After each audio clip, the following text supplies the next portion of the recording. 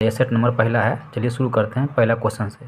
पहला क्वेश्चन क्या है, 1974 में एक शहर की जनसंख्या कितना थी? 2,22,900 थी। यदि इसकी जनसंख्या में लगातार 2 दशक, दशक मीन्स होता है एक दशक जो होता है कितना 10 साल का होता है, 2 दशक मीन्स 20 साल तक प्रत्येक दशक में 50% की वृद्धि होती है तो 1994 में शहर की जनसंख्या ज्ञात कीजिए। क्या करना है? 1994 के शहर की जनसंख्या ज्ञात करना है। तो बनाने से पहले ऑप्शन को पहले देख लेंगे। ऑप्शन देखिए, सबका यूनिट डिजिट क्या है, अलग अलग है ना। आप देखिए कैसे सॉल्यूशन करेंगे इसका, पूरा सॉल्यूशन नहीं करेंगे, यूनिट डिजिट से आंसर आ जाएगा। कैसे आएगा देखिए, जनसंख्या कितनी थी? 2,22,900 थी। 2 दशक बढ़ रहा है, दशक 1.10 साल होता है, तो 20 साल के बाद जनसंख्या कितना परसेंट से बढ़ रहा है? 50% से वृद्धि हो रहा है। तो इसको 150% हो जाएगा। ऐसे भी लिख सकते हैं 150/100 लिख सकते हैं, परसेंटेज को हटा के इंटू 150/100। ठीक है। अब देखिए 1 0 से 1 0 कैंसिल, 1 0 से 1 0 कैंसिल, 1 0 से 1 0 कैंसिल, 1 0 से 1 0 कैंसिल। अब पूरा मल्टीप्लाई नहीं करना है, यूनिट डिजिट देखिए यहाँ यूनिट डिजिट देखिए, 9 5 45, 45 यूनिट डिजिट कितना है? 5, फिर 5 25, यूनिट डिजिट कितना है? 5 आया है। जिसके लास्ट में यूनिट डिजिट में 5 होगा वही आंसर हो जाएगा। देखिए किस में है, ये तो नहीं होगा, ये भी नहीं होगा, ये भी नहीं होगा, लास्ट में ये है यूनिट डिजिट का किसका? 5 ये है, तो ये इसका आंसर हो जाएगा। समझ में आया? यही इसका शॉर्टकट तरीका है, ये बेस्ट तरीका है बनाने का। ठीक है, समझ में आ गया होगा। आगे बढ़ते हैं नेक्स्ट क्वेश्चन की ओर। चलिए क्वेश्चन नंबर 2 देखिए। क्वेश्चन नंबर 2 क्या है, 2 नल एक टंकी को क्रमशः 2 घंटे और 46 घंटे में भर सकते हैं। तीसरा नल इस टंकी को 46 घंटे में खाली कर सकता है। यदि सभी नलों को एक साथ खोल दिया जाए तो खाली टंकी को भरने में कितना समय लगेगा? देखिए ऑप्शन देखिए, 4 दिया हुआ, 5 दिया, 2 दिया हुआ, 3 दिया हुआ। कैसे बनाएंगे देखिए, कैसे बनाएंगे। सो बनना चाह रहा है 3 नल है। एक ए नाम का है वो 2 घंटा में भरता है, बी जो है वो 46 घंटा में भरता है, और सी जो है खाली कर रहा है, माइनस का चिन्ह दे देंगे। 46 घंटा में क्या करता है? खाली करता है। इस तीनों का एलसीएम ले लीजिए, तो एलसीएम कितना आएगा? 46 आएगा। ठीक है, तो ये क्षमता कितना आएगा भरने का? 23 हो जाएगा। इसका कितना हो जाएगा? 2 हो जाएगा। इसका कितना हो जाएगा? 2 हो जाएगा। अब यहाँ देखिए, सॉरी 2 नहीं होगा, यहाँ 1 होगा। 46 का 40, 40 का 40, 1 होगा इसका क्षमता। देखिए ये 23 भरता है, ये 23, ये देखिए ये भर रहा है, ये खाली कर रहा है, ये भर रहा है, ये भी भर रहा है, ये खाली कर रहा है। तो ये एक भर रहा है, एक खाली कर रहा है, तो ये कैंसिल ही हो जाएगा। तो भरेगा कौन? यही अकेले सी भरेगा, ए भरेगा। 23 की क्षमता से भरेगा तो कितना घंटा में पूरा भर देगा? 2 घंटा में भर देगा। फिर समझ लीजिए कौन सा ऑप्शन हो जाएगा? ऑप्शन नंबर सी इसका आंसर हो जाएगा। देखिए ए एक टैंक को 2 घंटा में भरता है, बी 46 घंटा में भरता है, सी 46 घंटा में खाली करता है। तो एलसीएम ले लीजिए, कितना हो गया? एलसीएम 46 हो गया। ये 2 घंटा में कितना क्षमता से भरेगा? 23 क्षमता से भरेगा। ये 40 घंटा में 40 भरना है तो 1 की क्षमता से भरेगा, ये भी 1 की क्षमता से भरेगा। यहाँ देखिए ये भरने वाला है, ये खाली करने वाली, एक भर रहा है, एक खाली कर रहा है, तो ये 0 हो गया ना। तो भरेगा कौन? अकेले ए ही भरेगा। ए को 40 भरना है, टंकी को 40 लीटर क्षमता वाला टंकी को भरना है 23 की क्षमता से, 23 गुना 40, 2 घंटा में ये भर देगा। कौन सा ऑप्शन हो जाएगा? ऑप्शन नंबर सी इसका आंसर हो जाएगा। उम्मीद करते हैं समझ में आ गया होगा। आगे बढ़ते हैं नेक्स्ट क्वेश्चन की ओर। चलिए नेक्स्ट क्वेश्चन देखिए, क्वेश्चन नंबर 3, मूल्यांकन कीजिए। देखिए कैसे बनाएंगे, इसको सिंप्लीफाई करना है। देखिए 32 भागा 12 है, तो 32 बटा कितना हो जाएगा? 12 हो जाएगा, इंटू 3 माइनस 4 2 जाए कितना होगा? 8 हो जाएगा। होगा कि नहीं होगा? अब 3 से काटे 3 चौका 12, 4 8 32, 8 में से 8 गया कितना हो जाएगा? 8 माइनस 8 कितना हो जाएगा? 0 हो जाएगा। कौन से ऑप्शन में? ये ऑप्शन नंबर सी इसका सही आंसर हो जाएगा। चलिए उम्मीद करते हैं समझ में आ गया होगा। समझ में आ रहा है तो वीडियो को लाइक कीजिए और दोस्तों में शेयर कीजिएगा, ठीक है ना। चलिए आगे बढ़ते हैं नेक्स्ट क्वेश्चन की ओर। चलिए क्वेश्चन नंबर 4 देखिए। क्वेश्चन नंबर 4 क्या है, 1 से लेकर 97 तक की सभी प्राकृतिक संख्याओं का औसत कितना है, इसको निकालना है। फिर समझिए, 1 से लेकर 97 तक की सभी प्राकृतिक संख्याओं का औसत कितना है। देखिए ये जो होगा सीरीज होगा एपी में होगा 1 2 3 डॉट डॉट डॉट, ये कहाँ तक जाएगा 97 तक जाएगा, और सभी का अंतर यहाँ क्या होगा समान होगा, तो एपी में हो जाएगा ये। तो क्या करना है, कुछ नहीं करना, औसत निकालने के लिए पहला और लास्ट संख्या को जोड़ दीजिए, 1 + 97 बाय 2 से भागा दीजिए, इसका औसत निकल जाएगा। कितना आएगा 98/2 भागा दीजिएगा, कितना टाइम 49 टाइम में ये कट जाएगा। यही इसका आंसर हो जाएगा। कौन सा ऑप्शन में, ऑप्शन नंबर बी इसका सही आंसर हो जाएगा। चलिए आगे बढ़ते हैं नेक्स्ट क्वेश्चन की ओर। चलिए क्वेश्चन नंबर 5 देखिए। एक कार रेंटल कंपनी छोटी कारों को $50 प्रतिदिन और बड़ी कारों को $80 प्रतिदिन किराए पर देती है। यदि एक दिन में कुल 13 कारों को $920 में किराए पर दिया गया तो कितनी बड़ी कारों को किराए पर दिया गया। कैसे बनाएंगे इस क्वेश्चन में, कुछ नहीं एलिगेशन से बना लीजिए। कैसे, छोटी कार को स्मॉल कार को वो कितने रुपये डॉलर से देती है, $50 और बिग कार को कितने $80 देती है, ठीक है। कुल 13 कारों को, कितने कारों 13 कारों को $920 देती है, $920 13 कारों को देती है। एलिगेशन लगा दीजिए। अब देखिए कैसे बनाएंगे, यहाँ 920/13 है, ठीक है। इसको एलिगेशन, ये नीचे वाला बट्टे को हटाना है, यहाँ 13 है तो इसमें 13 से मल्टीप्लाई कर दीजिए, इसमें 13 से मल्टीप्लाई कर दीजिए। अब ये हट जाएगा, ये हो जाएगा कितना 104, ये हो जाएगा 1040 हो जाएगा, ये 13 × 5 = 65, 650 हो जाएगा। अब यहाँ देखिए, अब घटा दीजिए, 1040 में से 920 घटेगा तो कितना हो जाएगा, तो यहाँ हो जाएगा 120 हो जाएगा रेशियो। 650 में से 650 गया कितना होगा, ये 200 कितना होगा 70 हो जाएगा। समझ में आ गया होगा। अब यहाँ देखिए, ये 0 से ये 0 कैंसिल, 3 चौका 12, 3 9 27, टोटल मिलाया कितना है 9 और 4 13 कार टोटल मिलेंगे तो कितना होगा, छोटा और बड़ा मिला के 13। लेकिन पूछ किसका रहा है, तो बड़े कारों का कितने किराए पर दिया गया है, तो बड़े कारों को 9 बड़े कारों को किराए पर दिया गया होगा। कौन से ऑप्शन में है, ऑप्शन नंबर डी इसका सही आंसर होगा। 9 बड़े कारों को किराए पर दिया गया होगा। समझ में आ गया होगा, उम्मीद करते हैं। ये थोड़ा अच्छा क्वेश्चन है, इसको आप 2 स्टार दे दीजिएगा और इसको थोड़ा VVI कर लीजिए, ठीक है। हो सकता है किसी न किसी एग्जाम में रिपीट हो, ये क्वेश्चन फिर से आ सकता है, ठीक है ना। चलिए आगे बढ़ते हैं नेक्स्ट क्वेश्चन की ओर। चलिए ये क्वेश्चन नंबर 6 है, ठीक है, इसको सही कर लीजिएगा, ठीक है। क्वेश्चन नंबर 6 है, एक व्यापारी 74% लाभ पर चावल बेचने का दावा करता है, लेकिन बेईमानी से वो एक ऐसे वजन में बट्टा होता है, बटकारा जो समझते हैं, वजन का उपयोग करता है, वजन का उपयोग करता है जो उस उल्लेखित वजन से 9% कम है। व्यापारी द्वारा अर्जित कुल लाभ का प्रतिशत ज्ञात कीजिए। देखिए कैसे बनाएंगे।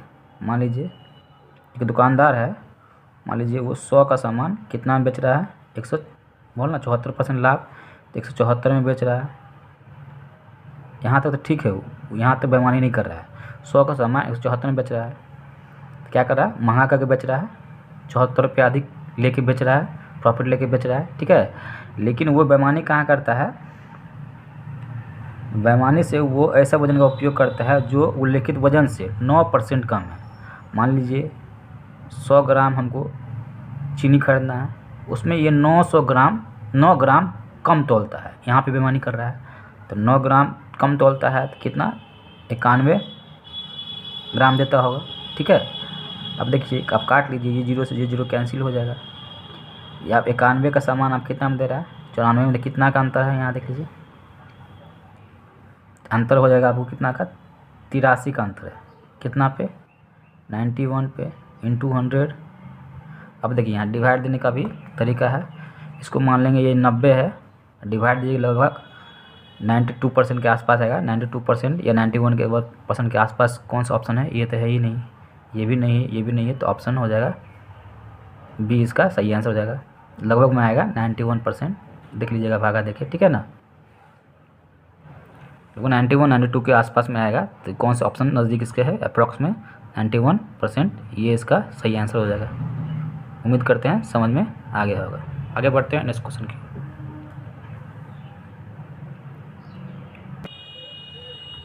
चलिए क्वेश्चन नंबर 7 देखिए। ए और बी के बीच की दूरी 1089 किलोमीटर है। विशाल ए से बी 104 किलोमीटर की चाल से जाता है और फिर 125 किलोमीटर चाल से वापस ए तक वापस 125 किलोमीटर चाल से वापस ए तक आता है। विशाल की औसत चाल ज्ञात कीजिए। देखिए यहाँ पे ये जो लाइन लिखा हुआ है इसका कोई यूज नहीं है, क्योंकि विशाल जो है ए से बी तक जाता है, आप फिर कितना किलोमीटर जाता है? 1089 किलोमीटर जाता है, और फिर वापस आ जाता है। ये कांस्टेंट हो गया, ठीक है ना, कांस्टेंट हो गया। तब कैसे बनाएंगे? क्या बोल रहा है क्वेश्चन में निकालने के लिए? विशाल का औसत चाल। औसत चाल निकालने का फॉर्मूला क्या होता है? औसत चाल निकालने का फॉर्मूला क्या होता है? पढ़े होंगे, होता है 2 × x × y बटा x + y, ठीक है। 2 × चाल जाने का क्या है? 104, आने का कितना है? 125 बटा इस दोनों को जोड़ दीजिए, दोनों का चाल जोड़ने पर कितना आएगा? 229 आएगा। अब यहाँ देखिए, अब यहाँ कैलकुलेशन पर ध्यान दीजिए। यहाँ पर देखिए कैलकुलेशन तो करना ही पड़ेगा, सब बहुत नज़दीक ऑप्शन दिया हुआ है। यहाँ देख लीजिए, इसको कर लीजिए गुना किससे? इसको गुना कर लीजिए आप, इससे कर लीजिए, तो ये हो गया 104 इंटू ये हो गया 250 बटा 229। इसको गुना कीजिएगा तो कितना आएगा? लगभग 26,000 के आसपास आएगा। फिर 229 से डिवाइड दीजिएगा घर पे। कैसे दीजिएगा? 229 को ऐसे डिवाइड दीजिएगा, ठीक है। डिवाइड देने पे आंसर आएगा ये कर लीजिएगा घर पे खुद से, ये इसका आंसर हो जाएगा डिवाइड देने पे। समझ में आ गया होगा।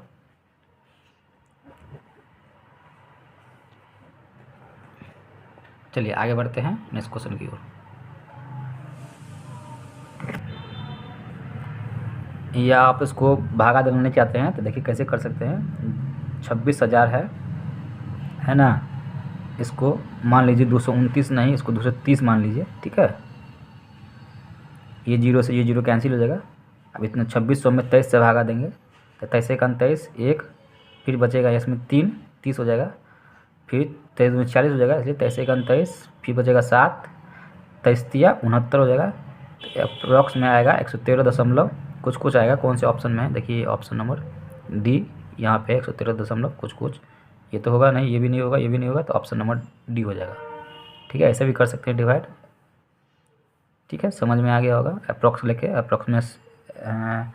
अप्रॉक्सीमेशन से कर सकते हैं, ठीक है ना, क्योंकि ऑप्शन थोड़ा दूर है। यहाँ देखिए 17 है, 111 है, 120 है, 113 है, तो ऑप्शन हो जाएगा डी हो जाएगा। उम्मीद करते हैं समझ में आ गया होगा। आगे बढ़ते हैं। चलिए क्वेश्चन नंबर 8 देखिए। एक मीनार का उसके आधार से 44 मीटर की दूरी पर स्थित बिंदु से उन्नयन कोण 60 डिग्री है, तो मीनार की ऊंचाई ज्ञात करना है। देखिए मीनार की आधार से, ये आधार से 44 मीटर दूरी पर स्थित बिंदु से उन्नयन कोण, क्या बोल रहा है? उन्नयन कोण कितना? उन्नयन कोण बोल रहा है 60 डिग्री है, तो ऊंचाई ज्ञात कीजिए। ये निकालना है ऊंचाई, ये निकालना है ऊंचाई, निकालना है ये, ठीक है।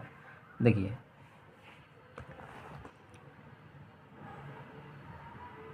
इसका रेशियो याद पढ़े होंगे आप लोग, नहीं पढ़े हैं तो समझ लीजिए। यहाँ पे जब ये 60 डिग्री कोण होता है तो ये 90 60 ये 30 हो जाएगा, ठीक है ना।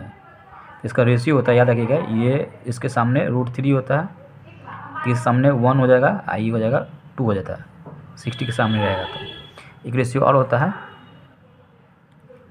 इतना ही समझिए, इसी काम है, यही रेशियो याद रखिए। तो यहाँ 60 के सामने कितना हो जाएगा? √3 हो जाएगा, ये कितना हो जाएगा? 1 हो जाएगा, ये कितना हो जाएगा? 2 हो जाएगा। एक ऊंचाई का निकालना है, √3 का मान निकालना है। एक का मान दिया 44 दिया हुआ है, तो 44 √3 का निकालना है तो 44 इंटू √3 हो जाएगा।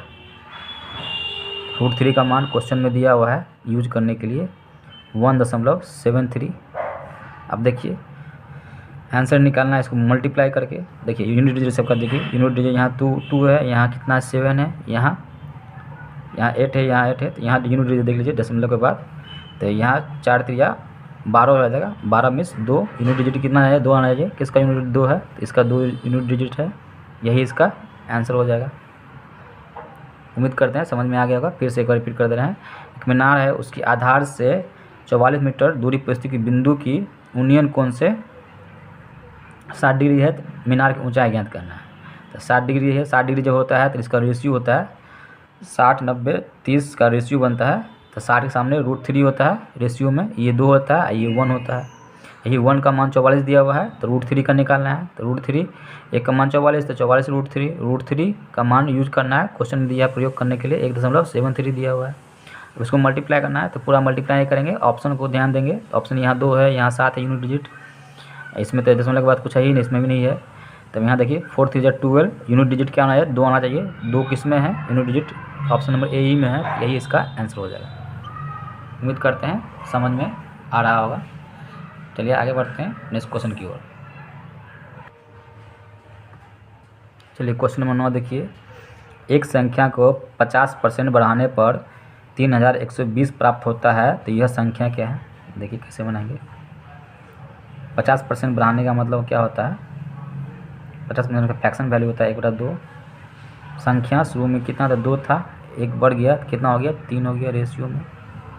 यही 3 का मान कितना दिया हुआ है 3120 दिया हुआ है। इसे डिवाइड देंगे तो इसका कितना गुना है, लगभग डिवाइड देने पे 1040 हो जाएगा। 2 का 1040 गुना कितना हो जाएगा 280 हो जाएगा, 2080, यही इसका आंसर हो जाएगा। कौन से ऑप्शन में, ये ऑप्शन नंबर ए इसका सही आंसर होगा। चलिए आगे बढ़ते हैं नेक्स्ट क्वेश्चन की ओर।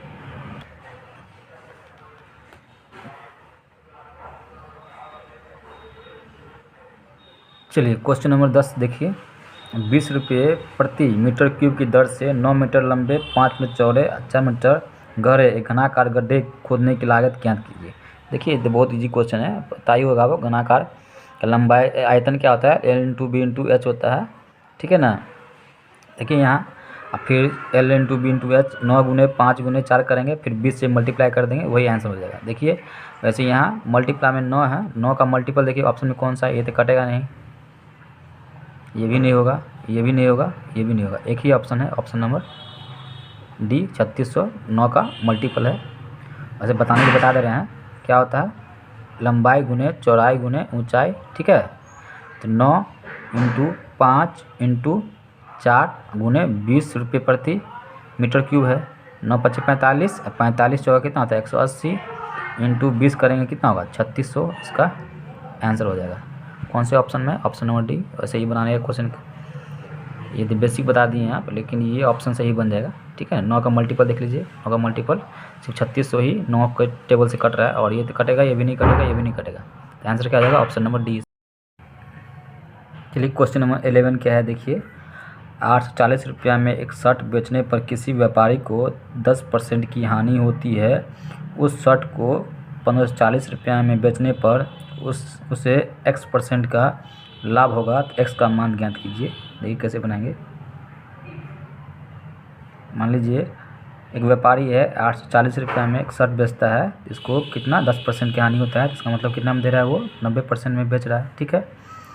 आप बोल रहा है 1540 रुपया में उस शर्ट को बेचता है, इस पर इसको x% का लाभ होता है, कितना परसेंट का x% का लाभ होता है, इसी का मान निकालना है। लाभ जो होता है हमेशा CP पे होता है। मान लीजिए CP 100 रुपया है, इससे अधिक करके बेच रहा होगा तभी इसको लाभ हो रहा होगा, कितना अधिक करके बेच रहा होगा उसी का मान निकालना है, उसी का मान मीन्स x का मान निकालना है। देखिए 1 0 से 1 0 कैंसिल, 3 3 9 और 3 टाइम में काटेंगे 28 टाइम में कट जाएगा, ये 3 2 6 3 8 24 हो जाता है।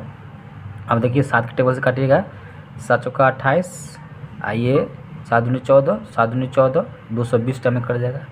ये इसका कितना गुना है 4 से डिवाइड करेंगे तो ये 55 टाइम में कट रहा है, इसका मतलब ये 55 गुना है। इसी तरह से इसका 55 गुना निकालेंगे, 3% का 55 गुना, 3 का 55 गुना निकालेंगे, 3% का 55 गुना कितना होगा, 165% हो जाएगा। 100 रुपया से कितना अधिक करके बेच रहा होगा, 65% अधिक करके बेच रहा होगा, इसका मतलब 65 रुपया अधिक करके बेच रहा होगा, यही इसका आंसर हो जाएगा। कितना रुपया अधिक करके बेच रहा है, 65 रुपया अधिक करके बेच रहा है, यही इसका आंसर हो जाएगा। कौन से ऑप्शन में, ऑप्शन नंबर सी इसका सही आंसर हो जाएगा। उम्मीद करते हैं समझ में आ गया होगा। देखिए क्वेश्चन नंबर 12 क्या है, निम्न बटन का माध्य निकालिए। माध्य निकालना है, क्या होगा सो निकालना है। देखिए माध्य तो एक तरह से एवरेज होता है, ठीक है ना, एवरेज पढ़े होंगे आप लोग। माध्य एक तरीक़े से एवरेज ही होता है, एवरेज निकालिए या माध्य निकालिए। देखिए सब बेसिक फार्मूला क्या होता है निकालने का, सिग्मा बराबर एफ आई इंटू एक्स आई बटा सिग्मा बराबर एफ आई होता है। सिग्मा बराबर एफ आई इंटू एक्स आई, तो क्या करना पड़ेगा, इस दोनों को पहले मल्टीप्लाई कीजिए, फिर इस दोनों को मल्टीप्लाई कीजिए, फिर इस दोनों को मल्टीप्लाई कीजिए, फिर इस दोनों को मल्टीप्लाई कीजिए, फिर दोनों को मल्टीप्लाई करने के बाद फिर सबको जोड़िए, और फिर नीचे में जितना संख्या दिया है उसको जोड़ के फिर डिवाइड देना होता है, तब इसका आंसर आएगा। लेकिन हम इस तरीक़े से नहीं बताएंगे, ये नहीं तो बहुत ज़्यादा कैलकुलेटिव हो जाएगा। वैसे वैसे भी कैलकुलेटिव क्वेश्चन है, ये कैसे बताएंगे हम। मान लेंगे इसका एवरेज या माध्य जो होगा, एवरेज हमेशा क्या होता है, बीच वाला संख्या होता है, माध्य या एवरेज एक तरीके से बीच वाला संख्या होता है। तो बीच वाला संख्या क्या मानेंगे, माध्य क्या मानेंगे, 51 है इसका, 51 प्लस ऐसे कर लेंगे, ठीक है। अब यहाँ देखिए गौर से, ये 51 से कितना कम है, तो ये 51 से 28 कम है, घटाएंगे तो 51 से कितना कम है, ये 38 कम है। इधर देखिए 51 से कितना ज़्यादा है, तो ये 10 ज़्यादा है। ये 51 से कितना ज़्यादा है, तो ये 45 ज़्यादा है, ठीक है। अब क्या करना पड़ेगा, अब इस दोनों को मल्टीप्लाई करना पड़ेगा। तो ये कैलकुलेटिव क्वेश्चन है, मल्टीप्लाई कीजिएगा, तो मल्टीप्लाई करने पे कितना आएगा, हम डायरेक्ट बता रहे हैं मल्टीप्लाई करके, ये 1900 कितना आएगा, 38 आएगा, ठीक है। मल्टीप्लाई कीजिएगा तो फिर इसको मल्टीप्लाई करना पड़ेगा, तो कितना होगा, मल्टीप्लाई करने में बता दे रहे हैं हम 952, आप लोग मल्टीप्लाई कीजिएगा, ठीक है ना। फिर प्लस, फिर किसको कीजिएगा मल्टीप्लाई, इसको मल्टीप्लाई कीजिएगा तो कितना होगा, प्लस का होगा 870 हो जाएगा। फिर इसको कीजिएगा तो कितना होगा, ये 765 होगा। और मान लीजिए 5 समोसा का बांटना है 5 आदमी में, तो फिर 5 से डिवाइड देना पड़ेगा। समोसा बांटना है, इसी तरह से इसको बांटना है तो इससे नीचे वाला संख्या से डिवाइड देना पड़ेगा। सबको जोड़ लीजिए, जोड़ने पे कितना आएगा, ये जोड़िएगा सबको तो 251 आएगा, ठीक है। इतना बात समझ में आ गया होगा। ये थोड़ा सा कैलकुलेटिव क्वेश्चन है, ठीक है। अब देखिए यहाँ 51 प्लस माइनस माइनस प्लस हो जाएगा, इस दोनों को जोड़िएगा तो कितना आएगा, 2890 आएगा जोड़ने पे। अब इधर देखिए इस दोनों को जोड़िएगा तो कितना आएगा, ये आएगा 1600 कितना आएगा, 35 आएगा, बट्टा 251 से भागा देना पड़ेगा, ठीक है। अब देखिए इसको घटाने पे कितना आएगा, घटाइएगा तो ये प्लस माइनस माइनस हो जाएगा, इसको घटाइएगा तो आएगा आपको 1255, कितना आएगा, 1255 आएगा, बटा 251 से भागा देंगे। भागा देने पर ये 5 टाइम में पूरा पूरा कट जाएगा, 51 में से 5 का कितना हो जाएगा, 46 हो जाएगा। यही इसका आंसर हो जाएगा। कौन से ऑप्शन में, ये ऑप्शन नंबर ए हो जाएगा। ये थोड़ा सा कैलकुलेटिव क्वेश्चन है, थोड़ा डिजिट जो है थोड़ा कैलकुलेट दे दिया है। अगर एग्जाम में आए तो इस क्वेश्चन को आप छोड़ सकते हैं, नहीं तो लास्ट में अटैम्प्ट कीजिएगा इस टाइप का क्वेश्चन अगर एग्जाम में आता है कैलकुलेटर तब, ठीक है ना। चलिए आगे बढ़ते हैं नेक्स्ट क्वेश्चन की ओर। चलिए क्वेश्चन नंबर देखिए कितना है, क्वेश्चन नंबर 13 देखिए, यदि दो समानांतर रेखाओं को एक तिर्यक रेखा द्वारा काटा जाता है इस प्रकार बने संगत कोण को इंग्लिश में बोलते हैं कॉरस्पॉन्डिंग एंगल का युग्म इतना और इतना है, तो एक्स का मान निकालिए। देखिए दो पैरेलल लाइन है, इसको एक तिर्यक रेखा काट रही है, इसको हम कॉरस्पॉन्डिंग एंगल बोलते हैं या संगत कोण बोलते हैं। संगत कोण आपस में क्या होता है, बराबर होता है। यही का मान दिया हुआ है x + 30 दिया हुआ है, ये दिया हुआ है 2x - 10 दिया हुआ है, ये दोनों आपस में बराबर होता है। तो x + 30 बराबर 2x - 10 होगा। अब देखिए 2x में से 1x जाएगा तो सीधा x बचेगा, ये इधर आ जाएगा तो 40 हो जाएगा। x का मान कितना आ गया, 40 आ गया। कौन से ऑप्शन में, ऑप्शन नंबर सी इसका सही आंसर हो जाएगा। चलिए आगे बढ़ते हैं नेक्स्ट क्वेश्चन की ओर। चलिए क्वेश्चन नंबर 14 देखिए, निम्न आंकड़ों की माध्यिका कितनी होगी। माध्यिका को इंग्लिश में बोलते हैं मीडियन। मीडियन निकालना है तो देखिए कैसे निकालेंगे। ठीक है, फॉर्मूला होता है n+1/2 निकालने का होता है मीडियन। n में होगा नंबर ऑफ टर्म में 1 जोड़ देंगे, फिर 2 से डिवाइड दे देंगे। ठीक है, अब वही उसका माध्यिका हो जाएगा।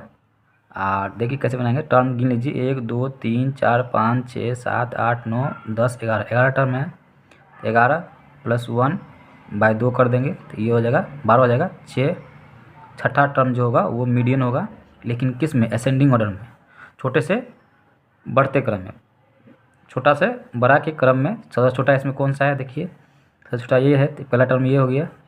इसके बाद कौन सा छोटा है, दूसरा ये हो गया। फिर तीसरा देखिए, गौर से देखिए, तीसरा टर्म ये हो गया। चौथा देखिए, चौथा टर्म ये हो गया। पाँचवा देखिए, पाँचवा टर्म ये हो गया। छठा टर्म देखिए, छठा टर्म ये हो गया। छठा टर्म यही हो गया, यही आंसर हो जाएगा 51। कौन से ऑप्शन में है, ऑप्शन नंबर देख लीजिए, यहाँ ऑप्शन छूट गया है।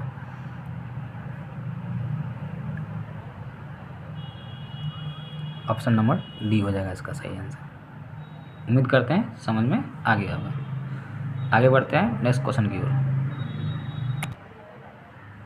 चलिए क्वेश्चन नंबर 15 देखिए।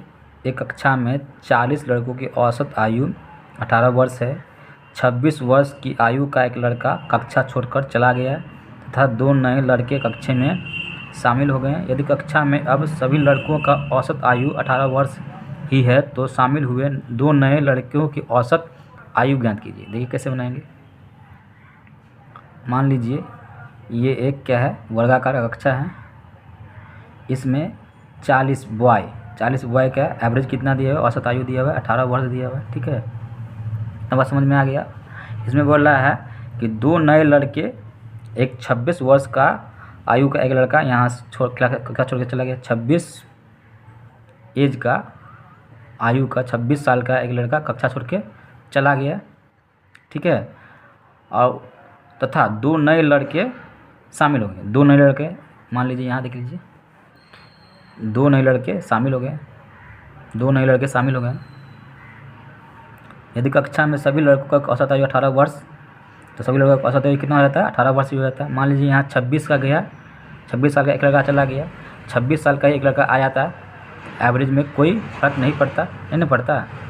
एक लड़का 26 साल का इस कक्षा से चला गया, अब 26 साल का ही आ जाता है तो एवरेज में कोई फर्क नहीं पड़ता। ठीक है, एकदम मैनेज हो गया। अब बच गया एक नया लड़का आने से औसत चेंज नहीं हो रहा, औसत 18 ही रहा है।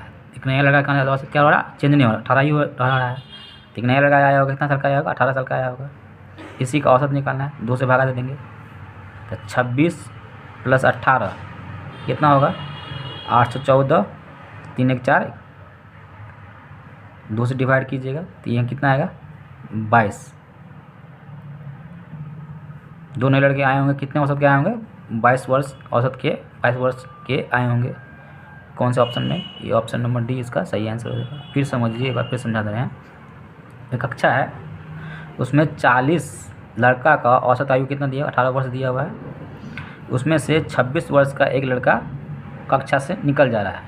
क्यों निकल जा रहा है, मान लीजिए कराएगा सर आपका पढ़ाने का तरीका समझ नहीं आ रहा है। बहुत सारे टीचर बहुत सारा शॉर्टकट बताते हैं, आप बहुत लंबा तरीका से बताते हैं। तो ये कक्षा छोड़ के चला गया 26 वर्ष का एक लड़का। आज चले जाने के बाद इसके चले जाने 2 नए लड़का आ जाता है। कितना लड़का, 2 नया लड़का आ गया। 2 नया लड़का जो आया है, एक लड़का 26 साल का गया है, 26 साल का ही आ जाता है तो औसत में कोई प्रभाव नहीं पड़ता। मान लीजिए 26 साल का गया, 26 साल का ही आ गया, ये औसत में कोई प्रभाव नहीं पड़ेगा। लेकिन एक नया लड़का जो कि मैनेज हो गया ना, एक गया एक आ गया तो ये मैनेज हो गया, 26 साल का ही आ गया तो औसत में कोई प्रभाव नहीं पड़ा। सेकेंड लड़का जो आया है, सेकेंड लड़का के आने से औसत चेंज नहीं हो रहा, औसत 18 का 18 ही रह रहा है। तो सेकेंड लड़का कितना एज का आया होगा, 18 एक साल का ही आया होगा। इस दोनों का एवरेज निकालना हो रहा है, तो इस दोनों को जोड़ दीजिए, 2 से डिवाइड कर दीजिए, आंसर आ जाएगा। कौन सा आंसर हो जाएगा, ऑप्शन नंबर डी हो जाएगा। उम्मीद करते हैं समझ में आ गया होगा। आगे बढ़ते हैं नेक्स्ट क्वेश्चन की। ये और क्वेश्चन बना सकते हैं, ये समझाने के लिए इतना हम बता दिए। मौखिक बहुत बदल लड़का मौखिक बनाता है, एक क्वेश्चन को कुछ नहीं करता है। मौखिक क्या करता है, एक 26 का गया, एक 26 का आ गया, एक तो मैनेज हो गया, 26 का आ गया, एक नया लड़का 18 वर्ष का आ गया, तो औसत में कोई चीज़ नहीं हो रहा, 18 26 को जोड़ दीजिए, 2 से भागा दीजिए, आंसर हो जाएगा ऑप्शन नंबर डी इसका। ठीक है ना, ये समझाने के लिए हम बता दिए आपको। आगे बढ़ते हैं नेक्स्ट क्वेश्चन की ओर। चलिए क्वेश्चन नंबर 16 देखिए, निम्न का सरलतम रूप ज्ञात कीजिए। कैसे निकालेंगे?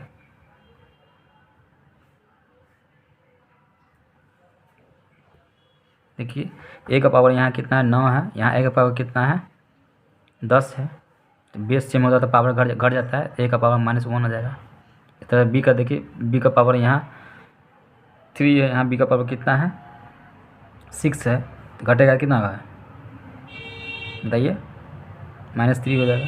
फिर c का 6 में से 3 जगह 3 हो जाएगा, यही इसका आंसर हो जाएगा। ऑप्शन नहीं दिया हुआ, यही इसका आंसर हो जाएगा। ऑप्शन होता तो यही इसका आंसर हो जाता है।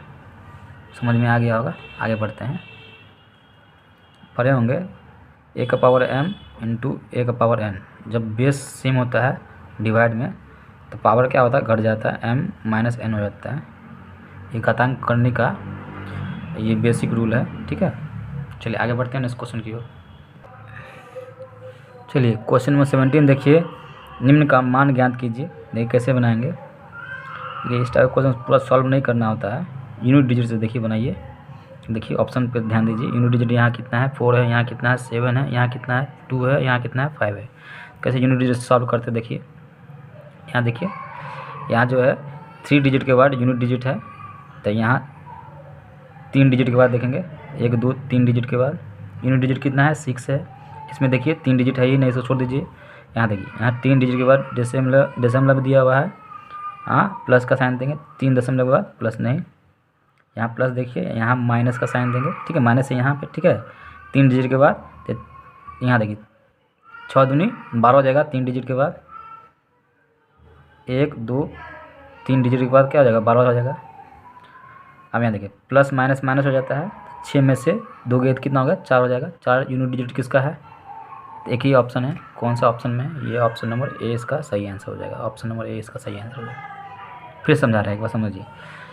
यहाँ देखिए 3 डिजिट के बाद यहाँ पर डेसिमल है, इसमें तो है ही नहीं, इसको लेना ही नहीं है। ठीक है, इसमें देखिए, इसमें 3 डिजिट के बाद डेसिमल है, इसको लेना है। ठीक है ना, तो यहाँ देखिए ये इसका यूनिट डिजिट 6 है, दशमलव 3 अंक के बाद 3 अंक के बाद 3 डेसिमल के बाद 3 अंक के बाद डेसिमल है, दशमलव यूनिट डिजिट कितना 6 है। आप देखिए यहाँ पे ये प्लस है, प्लस ले लिए। अब यहाँ देखिए, यहाँ 3 अंक के बाद डेसिमल है, 1 2 3 अंक के बाद 1 2 3 अंक के बाद डेसिमल ले लिए। यहाँ साइन क्या है, माइनस का है। ठीक है, यूनिट डिजिट कितना है, 2 × 6 करेंगे, 6 2 12 हो जाएगा, 12 का 2 यूनिट डिजिट। अब यहाँ देखिए, यहाँ प्लस है, ये माइनस है, प्लस माइनस माइनस हो जाएगा, 6 में से 2 जाएगा, कितना होगा, 4 हो जाएगा। जिसका यूनिट डिजिट 4 होगा वही आंसर हो जाएगा। कौन से ऑप्शन में है, ऑप्शन नंबर ए इसका सही आंसर हो जाएगा। चलिए उम्मीद करते हैं समझ में आ गया। आगे बढ़ते हैं नेक्स्ट क्वेश्चन की ओर। देखिए क्वेश्चन नंबर 18 क्या है, सुमन ने वार्षिक रूप से चक्रवृद्धि ब्याज 20% वार्षिक चक्रवृद्धि ब्याज पर 3500 रुपये की धनराशि का निवेश किया। यदि उसे n वर्षों के बाद 6048 की धनराशि प्राप्त हुई तो n का मान ज्ञात कीजिए। देखिए क्या बोलना चाह रहा है, सुमन जो है चक्रवृद्धि ब्याज से 20% के हिसाब से, 20% का फ्रैक्शन कितना होता है, 1/5 होता है। मान लीजिए 5 रुपया था, 1 रुपया से ब्याज मिला, कितना मिला, 6 रुपया हो गया। ये प्रिंसिपल है, ये अमाउंट है। अगर 1 साल बोलेगा पावर 1, 2 साल बोलेगा पावर 2 कर देंगे, यहाँ 3 साल बाद 3 पावर हो जाएगा। ठीक है ना, ये प्रिंसिपल, ये अमाउंट हो जाएगा। ठीक है, अब क्वेश्चन बोल रहा है प्रिंसिपल कितना दिया हुआ है, 3500, और अमाउंट कितना दिया हुआ है, अमाउंट दिया हुआ है आपका 6048। कितने वर्षों में बोल रहा है, क्वेश्चन पढ़िएगा सही से। n वर्षों में, n वर्ष में n का मान निकालना, कितने वर्षों में ये धन इतना से इतना हो गया। अब देख लीजिए, काट लीजिए, 7 के टेबल से करेगा, 7 5 35 500, ये 7 के टेबल 7 8 56, 4 बचेगा, 7 6 42, 7 8 56, 4 बचा, 7 6 42 2, 7 6 28 कट गया। अब 4 के टेबल से काटिएगा, ये 125 टाइम में कटेगा। फिर 4 के टेबल से काटिएगा तो ये 216 टाइम में कटेगा। 4 दूनी 8, 4 1 4, 4 6 24। ठीक है, ये 125 रेशियो 16 आया।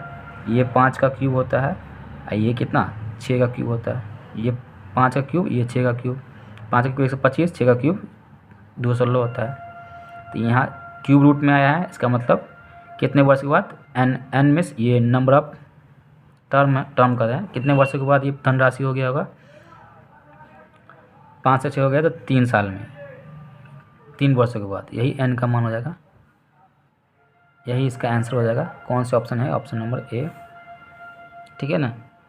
कितना साल में क्यूब आएगा, अगर पावर 2 आता है तो 2 साल में ये धनराशि 5 से 6 हो जाता है, तो आंसर 2 हो जाता है। पूछा ना एन वर्षों में, तो एन का मान कितना हो गया, 3 आ गया। यहाँ 4 आता है तो 4 साल में, 2 आया था तो 2 साल में, 3 आया तो 3 साल में, 5 का पावर क्यूब, 5 का पावर 3 125 होता है, 6 का पावर 3 तो 16 होता है। ये 5 साल में, 3 साल में 5 से 6 हो गया ये धनराशि, तो एन का मान कितना हो गया, 3 हो गया, इसका आंसर हो जाएगा।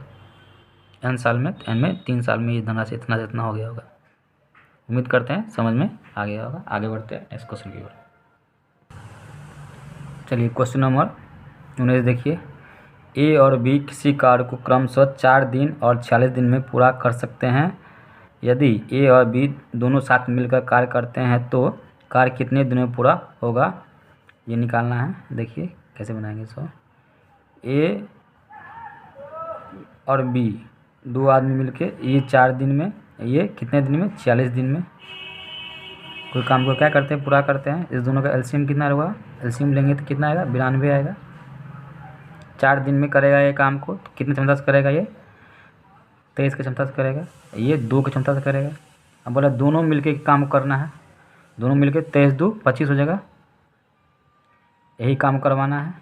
डिवाइड देंगे, देखिए इसका आंसर, इसका यूनिट 6 है, यहाँ 3 है, यहाँ 6 है, 5 है, तो ये तो ऑप्शन होगा नहीं, ये भी नहीं होगा, ये भी नहीं होगा, तो ऑप्शन हो जाएगा 3 25 75, यही आंसर हो जाएगा। दशमलव में आएगा, ऑप्शन नंबर बी इसका सही आंसर हो जाएगा। चलिए आगे बढ़ते हैं नेक्स्ट क्वेश्चन की ओर। चलिए क्वेश्चन नंबर 20 देखिए, 3 फरवरी 2024 से 4 अप्रैल 2024 तक की अवधि के लिए 5.25% प्रति वर्ष ब्याज दर पर 4,000 रुपये पर साधारण ब्याज ज्ञात कीजिए। तो ये कैसे है, ये इजी क्वेश्चन है, देखिए समझिए। 3 फरवरी 2024 से 4 फरवरी 2024 का कितना दिन होगा, तो ये देखिए लीप ईयर है, लीप ईयर में फरवरी जो होता है 29 दिन का होता है, तो 29 दिन में से 3 दिन बीत गया है, तो कितना दिन बचेगा, 26 दिन।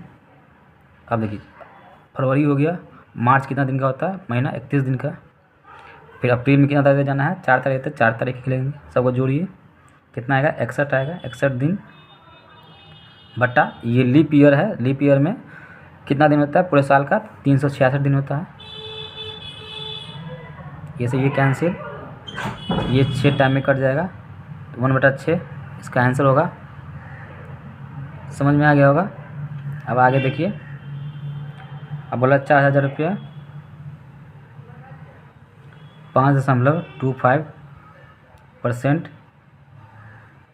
दर से, समय कितना हो गया, 1/6 के हिसाब से। अब देखिए इसको काट लीजिए, 4,000 रुपये 5.25% गुने 1/6 के हिसाब से निकालना है।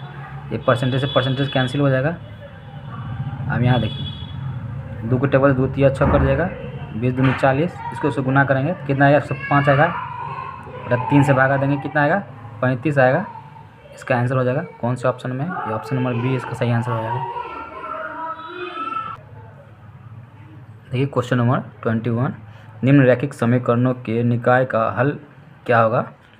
कैसे निकालेंगे इस क्वेश्चन को, ये क्वेश्चन को ऑप्शन से बनाना पड़ेगा, ठीक है ना। कैसे बनाएंगे तो देखिए, ये x का मान दिया है, y का मान दिया है, z का मान दिया है। x का मान इसमें रखिए, इसका मान रखेंगे 44 दूनी 88 बटा 7, y का मान रखेंगे 27 दिया 81 बटा कितना हो जाएगा, 81 बटा 7, यहाँ हो गया माइनस z है, z का मान 4 है, माइनस माइनस प्लस हो जाएगा, प्लस का 7। इसको हम सॉल्व करने पे कितना आ जाए, 5 आ जाएगा, तो ये वेरीफाई कर जाएगा, तो ये आंसर हो जाएगा। 5 आ रहा है, इस दोनों का एलसीएम 7 हो जाएगा, यहाँ देख लीजिए, तो यहाँ हो जाएगा आपको माइनस का 88 प्लस 81 प्लस 7 का 28 हो जाएगा।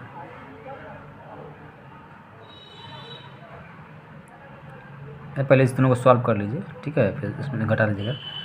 अब प्लस 4 है, तो यहाँ कितना हो जाएगा, 88 में से 1 गया, 88 में से 81 गया, कितना हो जाएगा बताइए, 7 हो जाएगा। 7 बाय 7 माइनस का +4 है, तो यहाँ -1 +4, तो यहाँ 3 आ रहा है, ये मैच नहीं करा, इसलिए ऑप्शन नंबर ए नहीं होगा। इसी तरह से आपको चेक करना है, इसको चेक कीजिएगा, तो यहाँ हो जाएगा आपको 44 दूनी 88, 86 7, यहाँ 27 दिया 81, माइनस का होगा /7, यहाँ कितना दिया हुआ है, माइनस माइनस प्लस हो जाएगा 8 हो जाएगा। इसको भी सॉल्व कीजिएगा तो ये होगा, सॉल्व कीजिएगा तो हो जाएगा आपको 7 बटा प्लस माइनस माइनस 7/7 1 हो जाएगा, +8, ये तो 9 बन रहा है, तो ये भी ऑप्शन नहीं होगा। इस तरह से सी को चेक कीजिए, सी में है 44/7 है, 44 दूनी 88 /7, अभी तो देखिए -27 दिया 81, 81/7, माइनस माइनस हो जाएगा प्लस, तो प्लस का 4 हो जाएगा, ये आएगा 88 में से 7 81 गया तो कितना हो गया 7, तो 7/7, तो ये हो जाएगा 1 +4, इधर 4 था तो 5 हो गया। ये इक्वेशन मिल रहा है, ये 5 यहाँ पे आ रहा है ना, यहाँ देखिए 5 आया ना, यहाँ पे इक्वेशन में 5 है ना, 5 वेरीफाई हो रहा है, इसलिए ऑप्शन नंबर कौन सा हो जाएगा, सी हो जाएगा इसका आंसर। ठीक है, उम्मीद करते हैं समझ में आ गया होगा। डी को भी चेक कर लेंगे, चेक करने के बाद ही सी मारेंगे, हम चेक नहीं कर रहे हैं, ये नहीं आएगा, चेक कीजिएगा आप घर पे, नहीं आएगा, यही आएगा आंसर इसका। ठीक है, चारों ऑप्शन चेक करके जो मैच करेगा वही आंसर हो जाएगा। ठीक है ना, हम बोलते हैं चेक करके बता ही देते हैं। देखिए ये 44 दूनी कितना हो जाएगा 88/7, ऑप्शन नंबर डी चेक कर रहे हैं। यहाँ 27 दिया 81/7, यहाँ -4 हो जाएगा, ये 4 दिया हुआ ना, जेड का मान वहाँ क्या आ जाएगा -4 हो जाएगा। आप चेक कीजिएगा तो इतना नहीं आएगा। ठीक है, ये नहीं आएगा, चेक कर लीजिएगा, इसलिए ऑप्शन नंबर सी हो जाएगा इसका आंसर। चलिए आगे बढ़ते हैं इस क्वेश्चन की। चलिए क्वेश्चन नंबर 22 देखिए, पूजा और ऋतु की एक व्यवसाय में 4:1 के अनुपात में निवेश करती है, यदि कुल लाभ 1480 है तो पूजा और ऋतु की प्राप्त लाभों में कितना अंतर है। देखिए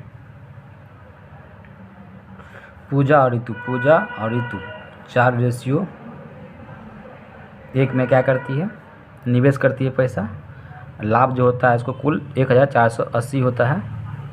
ठीक है, तो दोनों कुल मिला के रेशियो में कितना पैसा हो गया 5 का मान कितना दिया हुआ है 1480 दिया हुआ है। ठीक है, अब पूछ क्या रहा है, उनके लाभों का अंतर कितना होगा रेशियो में 3 का मान पूछ रहा है, या तो इससे डिवाइड करके फिर 3 का मान निकाल लीजिए, नहीं तो 3 का मल्टीपल ही आंसर हो जाएगा। कौन सा होगा 8 8 16, 16 8 24, यही 3 से कट रहा है, यही आंसर हो जाएगा। और चेक कर लीजिए आगे भी कोई नहीं मैच कर रहा है, तो 8 8 16, 16 8 9 कितना होता है 25, कैंसिल नहीं कटेगा 3 के टेबल, 8 3 11 9 20, ये भी नहीं कटेगा, 8 8 16 27, ये भी नहीं कटेगा, तो आंसर हो जाएगा ऑप्शन नंबर ए हो जाएगा इसका आंसर। चलिए उम्मीद करते हैं समझ में आ गया होगा, आगे बढ़ते हैं इस क्वेश्चन की ओर। चलिए क्वेश्चन नंबर 23 देखिए, दो संख्याओं का एलसीएम और उनके एचसीएफ का 7 गुना है, यदि दो संख्याओं का गुणनफल 448 है तो एलसीएम और एचसीएफ के बीच का अंतर ज्ञात कीजिए। देखिए कैसे बनाएंगे, एक सेकेंड। दो संख्याओं का एलसीएम और एचसीएफ, एलसीएम जो है उनके एचसीएफ का 7 गुना है, ये एलसीएम है, ये एचसीएफ है। एलसीएम जो है एचसीएफ का कितना गुना है 7 गुना, मानेंगे ये एक्स है तो इसका 7 गुना ये है। ठीक है, अब बोल रहा है उनके गुणनफल, उनका गुणनफल कितना दिया हुआ है क्वेश्चन में, देखिए 448 दिया हुआ है, दोनों का गुणनफल कितना दिया 448, होता है क्या गुणनफल एलसीएम इंटू एचसीएफ होता है, एलसीएम कितना है 7x है, इंटू एचसीएफ कितना है x है। अब देख लीजिए काटेगा 7 चौके 42, 7 चौके 28, तो ये हो जाएगा x स्क्वायर, क्या हो जाएगा x स्क्वायर बराबर 64 हो जाएगा, तो x का मान कितना आएगा 8 आ जाएगा। जब x का मान 8 आ जाएगा तो इस दोनों के एलसीएम और एचसीएफ के अंतर पूछ रहा है, तो अंतर कितना है 6x का है, 6 गुने 8 कितना हो जाएगा 48, इसका आंसर हो जाएगा कौन से ऑप्शन में 48। देखिए ऑप्शन नंबर बी इसका सही आंसर होगा। चलिए आगे बढ़ते हैं, समझ में आ रहा होगा उम्मीद कर रहे हैं। चलिए नेक्स्ट क्वेश्चन की ओर। चलिए क्वेश्चन नंबर 24 देखिए, फर्नीचर की 3 वस्तुओं का औसत मूल्य 15,765 है। यदि उनके मूल्यों का अनुपात 3:5:7 है तो सबसे महंगी वस्तुओं का मूल्य ज्ञात कीजिए। देखिए 3:5:7 दिया हुआ है। 3 वस्तुओं का मूल्यों का अनुपात कितना, 3:5:7 दिया हुआ है।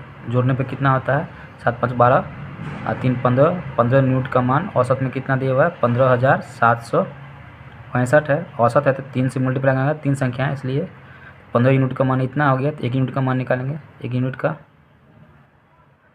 निकालिएगा तब 15,765 गुने 3/15 करेंगे। अब देखिए यहाँ पे काटिए, 3 पंचे 15, 5 तिया 15, 5 एकन 5, 2 बचेगा 25, 5 तिया 15 कट गया। अब बोला सबसे महंगा वस्तु कौन सा, 7 है। इसका मान निकालना है। देखिए 5 तिया 15 कटा, कितना बचा, 1 बचा ना, 5 तिया 15 कट गया। यहाँ 5 एकन 5, 2 बचा, 25 25, फिर 5 तिया 15 कट गया। तो ये 1 यूनिट का मान इतना आया। तो 7 यूनिट का निकालना है, इतना में गुना कर दीजिएगा। 7 तिया 21, यूनिट क्या आ रहा है, 1 आ रहा है। तो कौन से ऑप्शन में है, यही इसका आंसर हो जाएगा। उम्मीद करते हैं समझ में आ गया होगा। समझ में आ रहा है तो वीडियो को लाइक कीजिए और इसको शेयर कीजिए दोस्तों में, ठीक है ना। आगे बढ़ते हैं। अगर आप इस चैनल पर नए हैं तो चैनल को सब्सक्राइब कर लीजिए जल्दी से। चलिए आगे बढ़ते हैं इस क्वेश्चन की ओर। चलिए क्वेश्चन नंबर 25 नंबर क्वेश्चन देखिए। एक व्यक्ति ने एक वस्तु को उसके अंकित मूल्य पर पहले D% का छूट और फिर उतना ही सममूल्य रुपये में एक और छूट देकर 687 रुपया में बेचा। यदि वस्तु का अंकित मूल्य 1145 रुपया है तो D का मान ज्ञात कीजिए। देखिए पहले समझिए इस क्वेश्चन को, समझ गए तो समझ में आ जाएगा। मान लीजिए आप मॉल गए, क्या लाने गए, मान लीजिए आप मॉल गए जीन्स लाने के लिए गए। उस पर आपको जीन्स का मूल्य मान लीजिए कुछ भी हो, उस पर आपको 20% का डिस्काउंट दिया गया। फिर काउंटर पर गए आप, काउंटर वाला बोला सर आपको जितना डिस्काउंट मिला है ना सामान पे, उस पर 20% का डिस्काउंट हम और देंगे आपको। तो टोटल कितना हो गया, 40% का डिस्काउंट हुआ। यही क्वेश्चन कहना चाह रहा है। जब आप जीन्स खरीदने गए तो उस पर लिखा हुआ था 20% का डिस्काउंट, मॉल में लिखा रहता है 20% का डिस्काउंट सामान जीन्स पर दिया। जब आप बिल कटवाने गए तो बिल कटवाने गया तो बिल वाला जो बोला काउंटर पे कि सर आपको 20% डिस्काउंट दिया गया, हम अपने तरफ से कंपनी की तरफ से अपनी तरफ से को देता नहीं है, कंपनी की तरफ से 20% का डिस्काउंट और हम दे रहे हैं, ठीक है, ऑफर चल रहा है। तो 20% में कितना हो गया, 40% का डिस्काउंट हो गया। तो सामान कितना में दे रहा है, 100 का सामान 40% 60% पे दे रहा है, ठीक है ना। यही क्वेश्चन है, इसी क्वेश्चन को समझिए। देखिए अंकित मूल्य कितना था, मान लीजिए जीन्स का अंकित मूल्य था 1145 था, उस पर 100 रुपया पे वो डिस्काउंट दे रहा है। तो 100 रुपया पे D% का डिस्काउंट दे दिया, ठीक है। आप अगले बार भी इसको सेम डिस्काउंट दे रहा है, कितना 145 पे ही देगा ना, डिस्काउंट D दे रहा है, बटा 100 कर देंगे। बराबर कितना दिया हुआ है, सामान कितना दे रहा है, 687 में दे रहा है। थोड़ा इसको प्रेस करके लिख दे रहे हैं।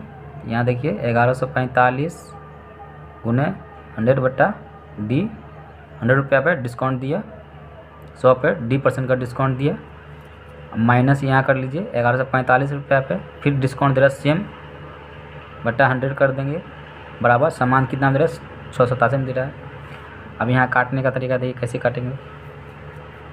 देखिए इसको गौर से देखिएगा, ये 229 × 3 करेंगे इतना ही होगा, 9 3 27, 2 3 दूनी 6, 2 8, सॉरी दोस्तों,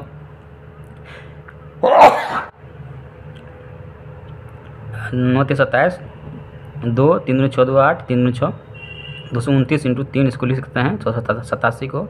तो देखिए 229 ये 5 टाइम में कैंसिल हो जाएगा, ये भी 5 टाइम में कैंसिल हो जाएगा, ठीक है। अब यहाँ देखिए इसको गुना कीजिए तो कितना हो जाएगा, ये अलग अलग गुना कर लीजिए। तो इसको गुना करने पे आपको होगा, चलिए बताइए कितना हो जाएगा। ये 0 से 0 तो कैंसिल ही हो जाएगा ना, अलग अलग करने ये 0 कैंसिल हो जाता है। 5 - 5D बट्टा कितना हो जाएगा 100 हो जाएगा 100। यहाँ देखिए ये 5D बटा 100 बराबर 3, ये इधर आएगा घट जाएगा तो यहाँ हो जाएगा 2D। अब इसको कीजिएगा तो 5 5 10D हो जाएगा 10D बट्टा कितना हो जाएगा 100। ये 0 से 0 कैंसिल, क्रॉस गुना होगा, D बराबर कितना हो गया, तो इसका मतलब 20% का डिस्काउंट दिया होगा। कौन से ऑप्शन में, ये ऑप्शन नंबर देख लीजिए, ऑप्शन नंबर सी इसका सही आंसर हो जाएगा। देख लीजिए कैलकुलेशन देख लीजिएगा फिर से। ये 229 इंटू 3 होता है 687 को 229 इंटू 3 लिख सकते हैं। 229 टाइम में कट गया 5 टाइम में, ये भी कट गया 5 टाइम में, ऐसे 45। अब यहाँ पे क्या है कि यहाँ पर गौर कीजिए सही से, यहाँ पे ध्यान दीजिए सही से। 100 माइनस डिस्काउंट लिखा हुआ है तो 100 कैंसिल हो जाएगा तो बचेगा 1, 5 1 5 हो गया, ठीक है। ये 5 इंटू D हो जाएगा, परसेंटेज का मतलब 100, ठीक है। माइनस इसको करेंगे तो 5D बटा 100 हो गया बटा 3। इसको इसको इधर ले आएंगे तो 2 बचेगा, 2 बराबर 5D यहाँ है, यहाँ D छूट गया है, लिख कर लीजिए 5D या 5D 10D हो जाएगा। एलसीएम लेके निकालेंगे तो 100 10D बटा 100 हो गया, 0 से 0 कैंसिल, क्रॉस गुना करेंगे, D का मान कितना होगा 20, तो D मिस हो गया, डिस्काउंट कितना परसेंट का दिया होगा 20% का दिया होगा, यही इसका आंसर हो जाएगा। कौन से ऑप्शन में है, ऑप्शन नंबर सी इसका सही आंसर होगा।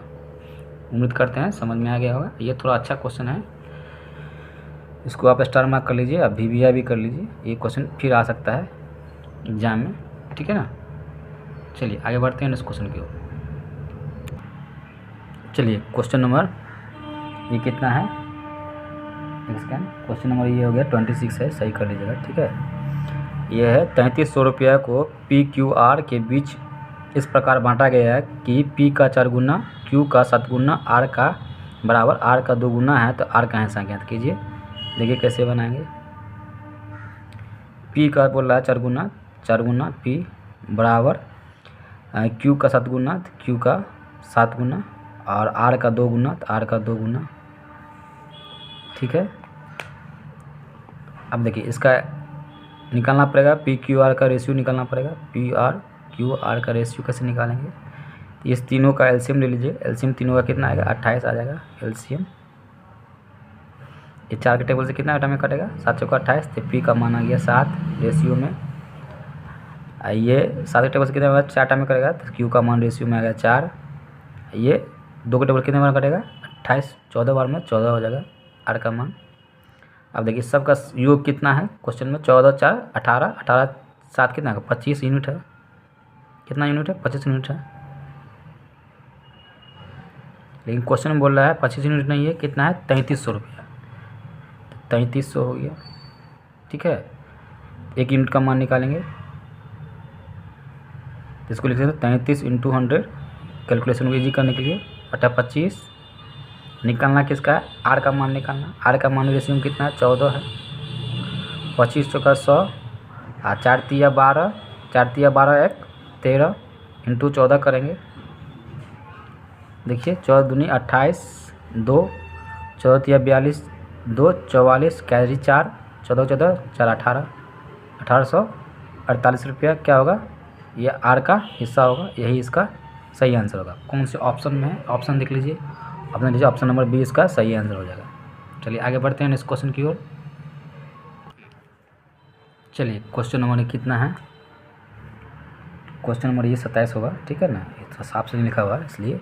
अनामिका अपनी कार से 183 किलोमीटर की दूरी 61 किलोमीटर पर आवर की चाल से 225 किलोमीटर की दूरी 45 किलोमीटर पर आवर की चाल से तय करती है, तो अनामिका की औसत चाल ज्ञात कीजिए।